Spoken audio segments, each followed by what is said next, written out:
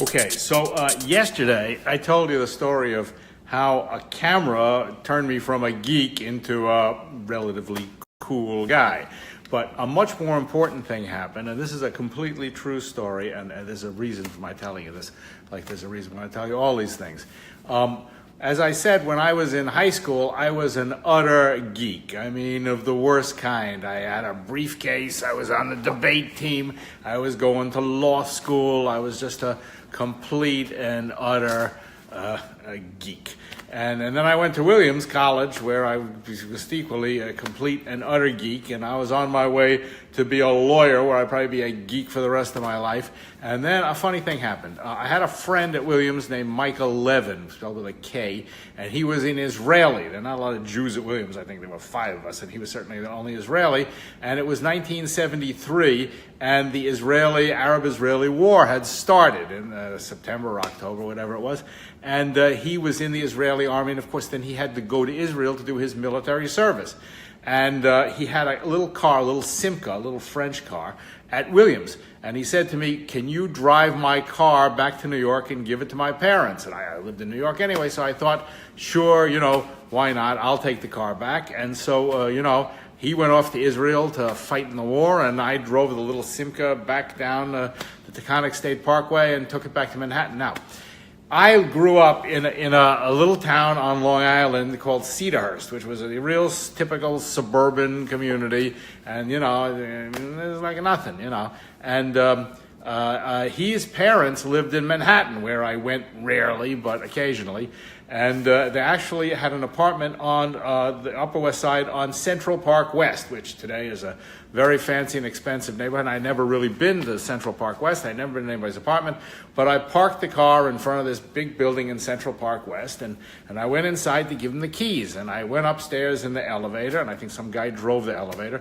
and when I got into the apartment, his father, a guy named Meyer Levin, opened the door. Now, Meyer Levin, as it turned out, I didn't know at the time, it was a very famous author. He wrote a lot of books, and maybe the thing he's most famous for is he wrote a book called Compulsion, and he wrote the screenplay that became the play and then the movie for The Diary of Anne Frank. So this was a very, very literate guy.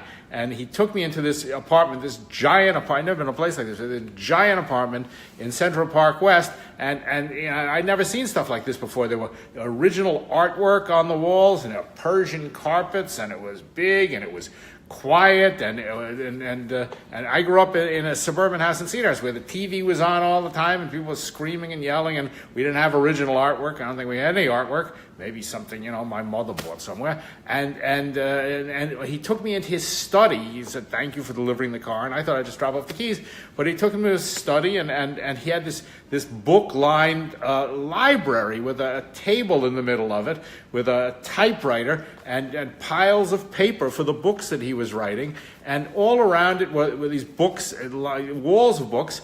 And then he also had photographs. There he was in Egypt, and there he was in India, and all the guy had a fantastic life. I had never met anybody. My father sold life insurance. I had never met anybody like this before in my life. And I spent an hour talking to the guy, or a little less than that, and he told me all these adventures he had. And suddenly I understood that there was something else in the world besides being a lawyer. There it was a moment and it was just a moment. And then actually we went into the kitchen, and his wife was there, and it was this tile-lined kitchen. I never saw anything like it. We had linoleum, and she she made a cup of tea. I don't think I ever had a cup of tea before, herbal tea. I don't know if I had that before. Maybe I had Lipton tea bags once. And then we sat in and she was actually French, and years later I ended up with this French girlfriend for 10 years living in Paris.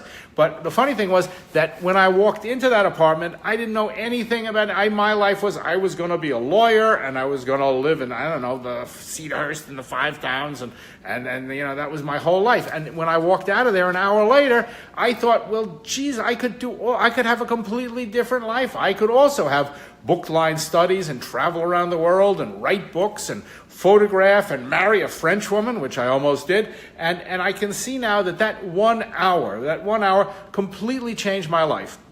And the reason it changed and it made me everything I am today. Book-lined study. I still got all the ideas from that 1 hour with that guy and his wife. And the reason that it became the model that I could then aspire to was because I was suddenly exposed to something I didn't know existed, which was a life-changing event. Probably if his average hadn't broken out, if I hadn't returned the car, I would probably be gone to law school and, be divorced from some Jewish woman and have, a mess. But instead, I had this fantastically interesting life where I ran around the world with my original camera and then my video camera, making videos, writing books, lecturing, teaching. I invented the life that I saw in 1 hour. So the point of this whole story is that, you don't have to be trapped in this belief that you are stuck with, whatever the investment banking or whatever thing you feel like you have to go into. You can completely change your life. It's entirely possible to do, but all you need is a model, a role model where you can say, that's what I could do. And so in a lot of ways, what we do with the VJ.com is we try to show you that you can have a different life. I mean, last week or the week before, one of the nowhere men, these three guys who were investment bankers or a teacher, and we gave them video cameras and taught them to shoot video and sent them off to drive from London to Ulaanbaatar in Mongolia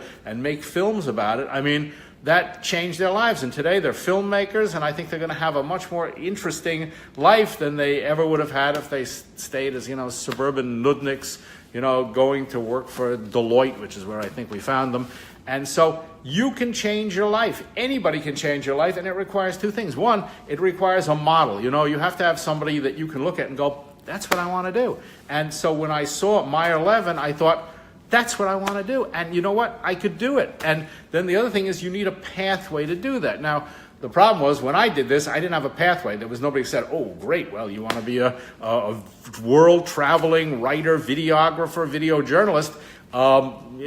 Sure, I'll show you how to do it. So in a lot of ways, the mission that, I've taken on and I think that we've taken on is to help people who want to change their lives and have this absolutely fascinating and pretty well-paying career. And that's what we're here to do, is to show you, take you by the hand, and guide you through this pathway. It doesn't mean it's going to be successful, but it does mean that it can be done. I did it, and believe me, when I was the geek in high school with the briefcase, getting people beating up on me after school, or at Williams the first year calling me mothball and throwing my stuff down the stairs, it would have been hard to imagine that I could reinvent myself in the way that I did. But so when I say, if I can do it, you can do it too. And if you're interested, I'm here to help you get there. So that's today's message, and happy Thanksgiving week. See you.